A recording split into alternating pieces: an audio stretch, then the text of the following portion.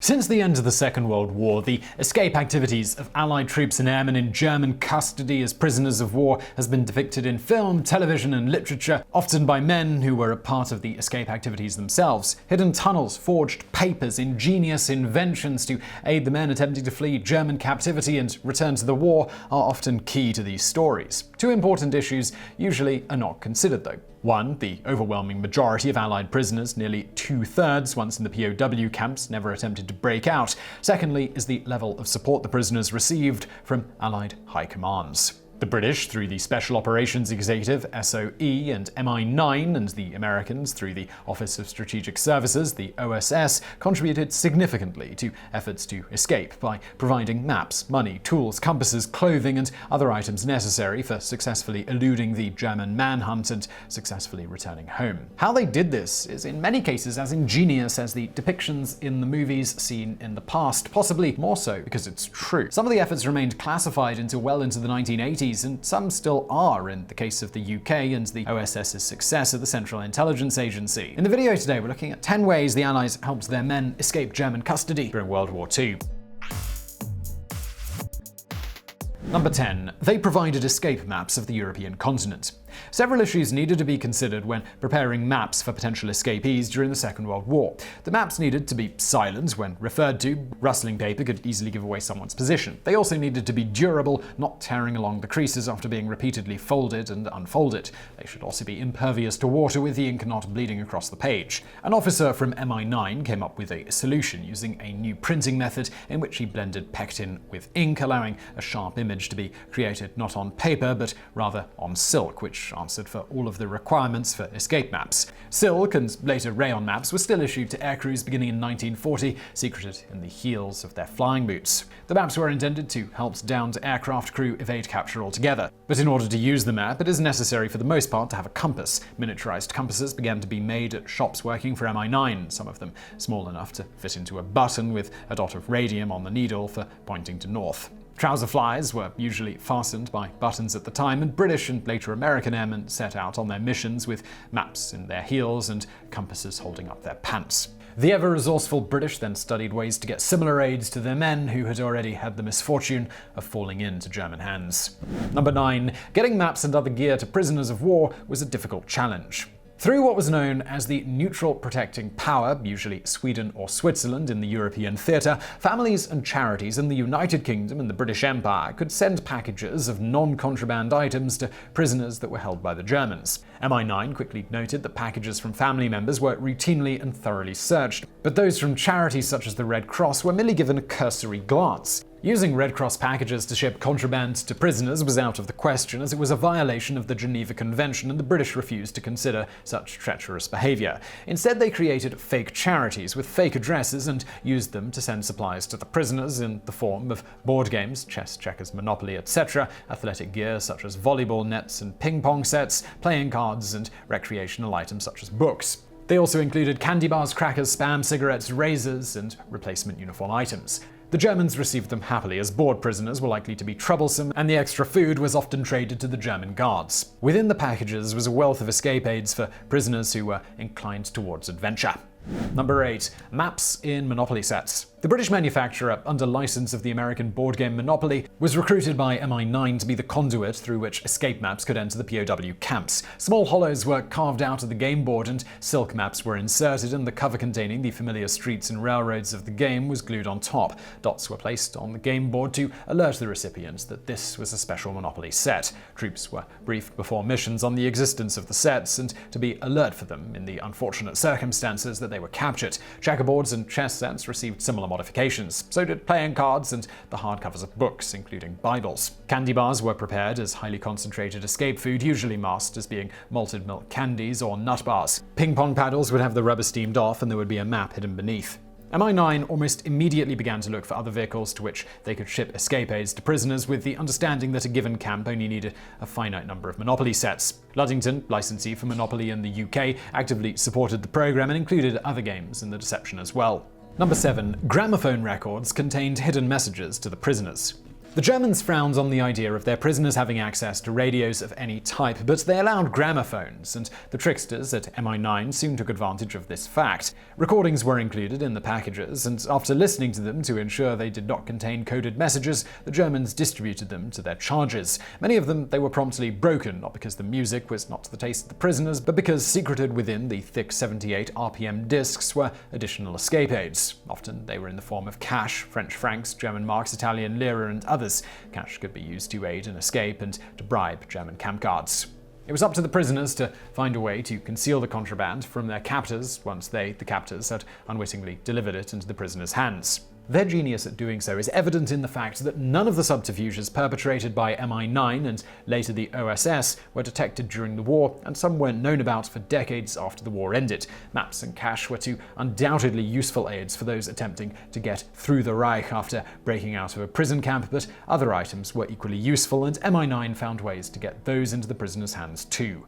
Number 6. The Germans unwittingly made distribution of escape gear easier. As has been noted, more than 2/3 of Allied prisoners exhibited little or no interest in attempting escape once in German custody, preferring to sit out the remainder of the war, having done, in their minds, their duty.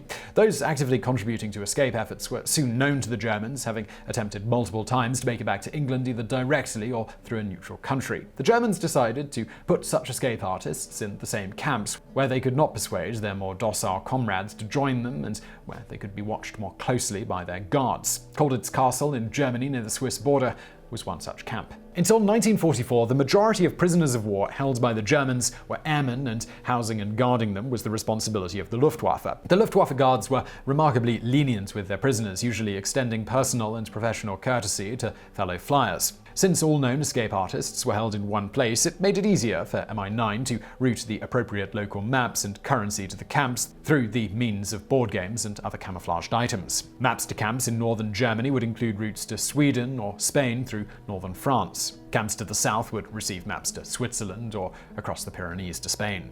Number 5. MI9 sent tools to the prisoners as well, disguised as recreational items. The Germans offered their prisoners the use of tools for gardening, recognizing that allowing the prisoners to grow additional food such as potatoes and beets would ease their own supply shortages. The tools were offered to the prisoners and accepted under the parole system, through which the prisoners agreed that they would not be used for the purpose of facilitating an escape.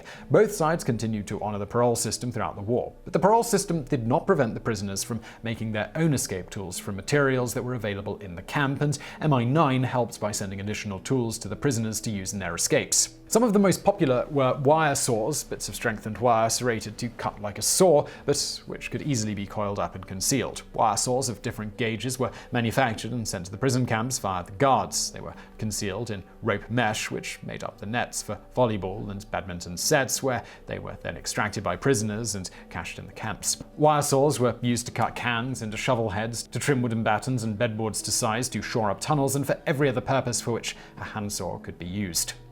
Number 4. Cigarette packs contained several escape support materials. Much to the annoyance of their German guards, to whom cigarettes were a rare treat, prisoners received them from the fake charities established by MI9 and the OSS, as well as from the ample Red Cross supplies, as well as pipe tobacco and even occasionally cigars. The guards didn't inspect the cigarette packages too closely because they knew the prisoners would use their relative glut of cigarettes to barter with them. Cigarette packs became mini escape kits of their own, containing maps in the packaging, compasses hidden within the packs, and often paper tubes packed with malted milk to be consumed as an escape food, with just a smidgen of tobacco tamped in on either end. Magnetized needles often found their way to the prisoners in the same manner, which could be used to determine the direction north simply by floating them in a little water. As with all escape equipment sent to the prisoners, a means was necessary of letting the prisoners know of the special contents of the packages without drawing undue attention on the part of the Germans. The information had to be conveyed to the prisoners before they became prisoners, meaning that all airmen and later all ground troops had to be made aware of the escape programs. It was a potential security nightmare, but it was an unavoidable one if the system was to work. Number 3. Educating the troops became a critical part of the escape aids program. Not all of the troops could be given the information needed to identify packages which contained escape gear. They were all briefed on the gear which they carried themselves into combat, but the gear hidden in Monopoly sets, chessboards, cribbage boards, and cigarette packs was information too sensitive to share with all. Identifying who should and should not know was a major dilemma facing MI9, the OSS, and local military commands. It was finally done on a case-by-case basis as various men were evaluated based on their military records, their leadership skills, and other factors deemed important to the military. Once those men were unfortunate enough to be in German custody, it was up to them to decide who to share the information with and how much of this information to share. An example of the type of information which MI9 wanted to protect, but which incarcerated airmen needed to know, was how to identify a Monopoly set which contained escape maps or money. If the prisoners simply tore up every set sent to them, even the most obtuse German would soon realize that something untoward was afoot. Sets were marked with a small red dot, usually located on the free parking space. Those sets would be carefully opened, the materials extracted, and then closed up to entertain the boys who wished to play Monopoly. For this same reason, all care packages were distributed to senior Allied personnel who insisted on retaining the right to distribute them to the troops as a means of maintaining military decorum and discipline. Number 2. Many civilians were aware of the program and actively supported its mission. Winston Churchill was aware of the MI9 program and was in fact active in its creation, having been at one time an escaping prisoner of war himself. He referred to the enterprise with Churchillian glee as the Ministry of Ungentlemanly Warfare. Among the civilian entities which supported the program was John Waddington Limited, who held the license for the manufacture of Monopoly and other board games in the UK.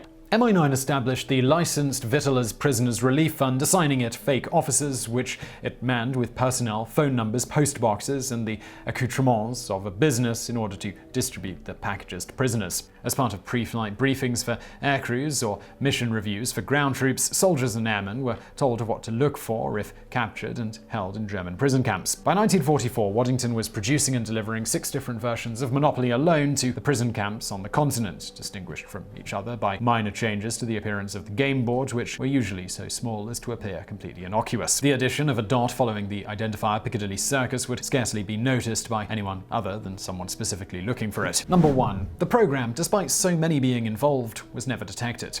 After the United States joined the war and the OSS entered into the escape aids business alongside the British MI9, the European theatre was flooded with equipment calculated to assist escape attempts. Codes were created so prisoners could communicate with the Allied commands, thus prisoners who escaped and were recaptured, which represented the majority of escapes throughout the war, could update the spy masters regarding security procedures, the location of checkpoints, needed documents, and resistance safe houses. Among the British intelligence officers involved with the project was one Ian Fleming, who later created James Bond.